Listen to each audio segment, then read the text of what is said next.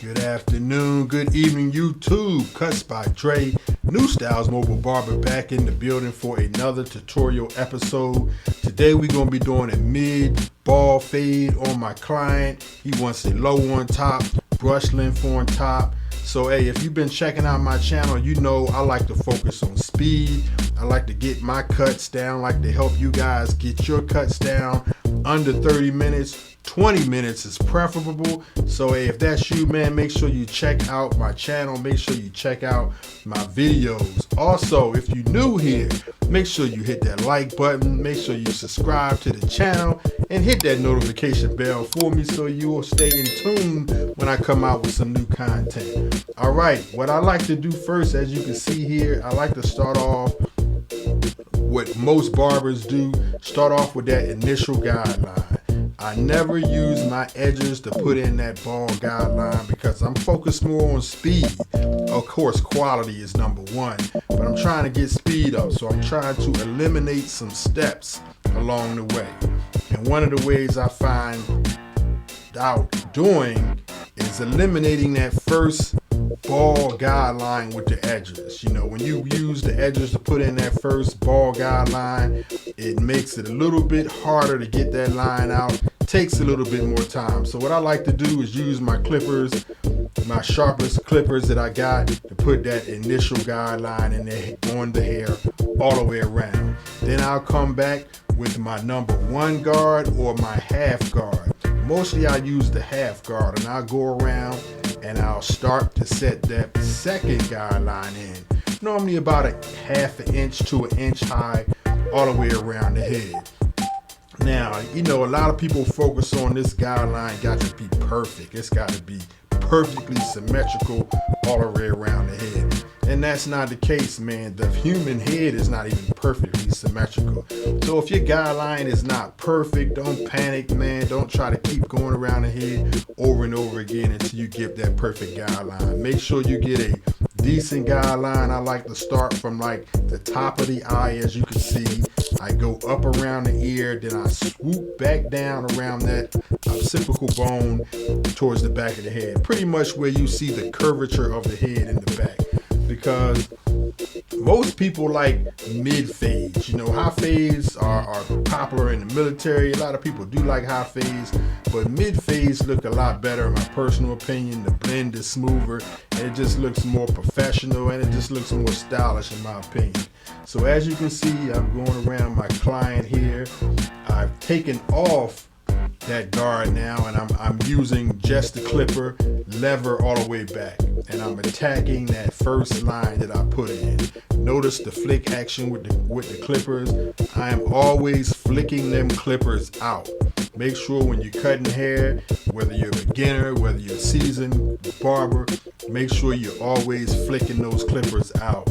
It'll lessen the amount of time that you're on the client's head. It'll make your fades come in a lot smoother, a lot quicker. Then, as you can see, I like to flip that clipper over again. I done slapped that number one guard back on, and I moved up just a little bit in the fade, trying to tackle that second line. Just trying to tackle that a little bit. As you can see right here, trying to get that line out. I'm not doing any particular step here. I'm not going from 1, 2, 3, 4, and 5. I'm pretty much using my eyesight. I'm seeing where areas need to be hit.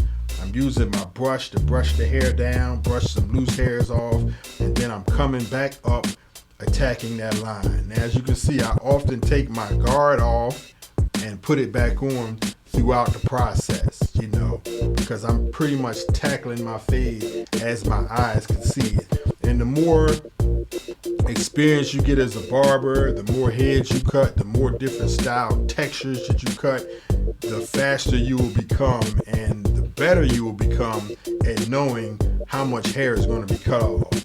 Now, as you see here, I like to do what I call as a pre-shape up, because I like to keep that C-cup area kind of dark. And I know if I don't do a pre-shape up, I'm going to fade that part out just naturally by mistake, and not even necessarily a mistake, but just naturally you're going to fade that part out in the front, and it's not going to stay as dark as I like. I like that area in the front to stay dark so that you don't need to use as much highlights or highlights any of, if I need them at all, towards the end of the cut. So back here again, man, after I do that, I'm back to tackling that fade again, man. I'm looking at my client's hair, no guard right now, got my clipper all the way back, and then I bring my clipper forward. If you notice, each time I pull away from the client's hair, if you see the clipper come back, I'm adjusting the blade. It's a real quick motion, but you can see me pull back and adjust the blade. That is when I'm actually looking at the hair. I might be moving up a little bit towards the fade. I might have to slap that guard back on as I move higher up into his hair, or when I bring it down or go closer towards the bottom of the fade, I'll take that guard off. Now, as you can see, I'm going around the back, just hitting the spots where that I think that needs work as far as, smoothing this fade out. A lot of people say, you're detailing already. Yeah, I kind of detail and blend at the same time, That'll also save time. I don't like to do 1 step, 2 step, 3 step, and then at the very end come back and start detailing. No, I think you can get a haircut done a lot faster if you fade and you kind of detail at the same time. So as you can see, I'm going around hitting darker spots as I see them, taking that blade or taking that guard on and off as need be. And right now, as you see, I threw that guard back on, that number 1 guard, as I go higher up towards the back of his head, and I'm pretty much going against the grain, cutting against the grain. As you can see, most people will have a crown towards the back of the hair, or not even necessarily towards the top back. Crowns can be anywhere, and what I mean by crown, I mean the hair is growing in different directions. It might be growing in a swirl pattern, so you always have to cut against that swirl pattern, trying to get up underneath them hairs and try to get the best blend as possible. So depending on which way the hair is growing is which way you're going to cut. Now I'm back, I'm hitting that pre-shape up again on the other side. Notice I didn't even do it at the same time. I did my first pre-shape up, faded a little bit, now I'm on the other side of his hair. Now I'm doing the pre-shape up again. All right, now I'm back to fading out. One thing you don't see in my videos is when I change my blade or my guard, or when I change my camera angle. So you might see the guards coming on and off real fast. So I do cut that out. Other than that, this cut is done in real time. All my cuts are done in real time, so you can actually see how long it should take to cut a hair. And you can see the steps that's needed to cut a hair. As you can see, I use that guard, I'll come up with it, and then I'll also smoothen those hairs back down. I'll lay them hairs back down into the fade so that I can kind of see where I'm at, so I can kind of see what the finished product should look like. And a lot of you barbers out there, new and older barbers, you got to get that visual in your head. You gotta kind of visualize what that final product is going to be before you even start to cut the hair. You got to know what you're going to get to, just like an artist. If you're painting a picture or whatever, you got to know what you're going to paint before you actually get those brushes out to paint. So now I'm taking that top down. I like to take the top down. I don't wait till the end of the haircut to take the top down, or the end of the fade, because if you do that, then you might have to fade back into the sides again. You might have to fade that length back in. So I like to take that top down early in the haircut. Sometimes I'll take the top down even earlier than you've seen me do it now, just so that you're not doing a fade twice, so that I already know the length of the top, so that I can go ahead and start to fade those sides into that length. So as you can see here, I have that number 1 guard back on, and then the haircut at this length. You really don't need no more than a half guard or a number 1 guard. You don't have to go no higher than up like a 1.5 or 2, because his hair is pretty much that close. So I'm still hitting it, man. I'm still detailing and fading at the same time. And as you can see, we're coming on through this haircut. We're knocking this fade out. We're around the 10-minute mark right now, and his fade is almost complete. Now mind you, he is getting the ball fade, so I still have the ball out the bottom, and that's actually one of the last things I do, is ball that bottom out, and I'll show you that in just a minute. But as you can see here, I'm still flicking, I'm still detailing, I'm still taking my guard on and off, and I'm still hitting these spots where I see necessary. And this will come with time. That's one thing about watching my videos. You can actually watch everything that I do. I'm not fast forwarding through this haircut. You can see every step that it takes, even though it may seem like, man, you're going over the same thing over and over and over again. Yes, you have to do that. Some videos don't show that. You have to hit the same spot over and over again until you get that desired look that you're looking for. As you see, I'm still flicking, I'm still cutting, I'm flicking my wrists out. You want to make sure you don't go too high when you got that guard off, and you don't want to make sure you're not too low. Now, as you can see, I'm starting to put that ball line in. Now I got my edges out, my sharpest edges, or one of my sharpest edges, and I go around the bottom of his head, as you can see here, and I'm still flicking out of the top so that I don't create another ball line. And as you can see here, you don't see no other lines being formed. I think this technique gives you a much smoother blend. I think the haircut, the fade, actually flows better. It drops better, sort of like a waterfall. You don't see any lines because you're not putting in that dark, harsh line. Now, there's nothing wrong with starting out with the edges, if that's your choice, if you got plenty of time to work it out. But I'm fixed on speed. I'm trying to get your speed up. I'm trying to improve my speed as well. So this is the technique that I like to use, and it's been successful for me, and I think it can help a lot of you guys out too. As you can see here, I'm still hitting that bottom, not putting another additional line in because I'm flicking out. Now I've switched over to a different pair of clippers. This pair of clippers, and all you barbers know, you got to know your clippers. You got to know your guards. You got to know what cuts sharper, what cuts softer. This particular clipper, the blade on it is not as sharp as the previous clipper that I was using, the blue clipper. This gold clipper, I have the beveled blade on it. It's kind of curved and it's not as sharp. And that's what I use to really do my intense detailing, because I know that I can really get into the detailing and I don't have to worry about cutting a little bit extra off or going too high or just putting another indentation in the hair, and then I gotta fade that out again, or I gotta bring the fade up even higher. You gotta know your clippers. I couldn't do the same technique with the blue blue FXs that I was just using, because those are super sharp. I might flick in there, and before you know it, I done cut a little bald spot in.